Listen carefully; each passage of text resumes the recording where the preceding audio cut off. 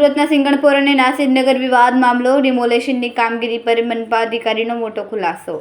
સિંગણપુરમાં થયેલી ડિમોલેશનની પ્રક્રિયા સંપૂર્ણપણે નિયમો અનુસાર અને રૂટીન હોવાનો અધિકારીનો દાવો। બાજુના રહીશ દ્વારા કરવામાં આવેલી ફરિયાદના અનુસંધાને જ સમગ્ર કાર્યવાહી હાથ ધરવામાં આવી।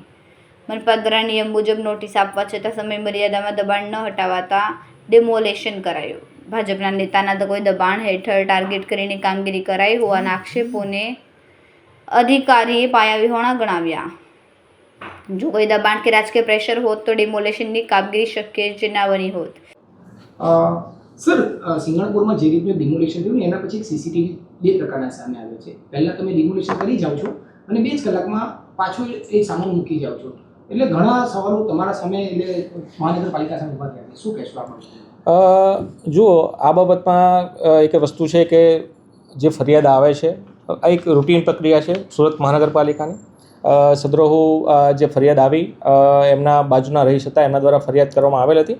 એ ફરિયાદના અનુસંધાને અત્રેથી જે બી નિયમાનુસાર જે નોટિસ આપવાની કાર્યવાહી થાય છે એની કાર્યવાહી કરી અને નોટિસ આપવામાં આવેલ હતી।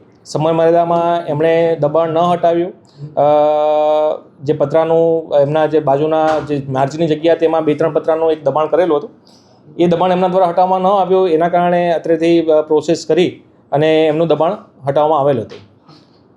સાહેબ, બીજું કે એવા આક્ષેપ હતા કે ભાજપના આ ઘર છે તે બહુ મોટા નેતાનું હતું, એટલે ક્યાંક પ્રેશર હોય અને તરત પાછા આપી દીધી એવા આક્ષેપ રહ્યા છે। નહીં, તમે જે કહી રહ્યા છો એ બાબત પાયાવિહોણી છે હાલમાં તો, કારણ કે એ જો એવી બધી બાબત હોત તો એ કદાચ ડેમોલિશન જ ના થયું હોત।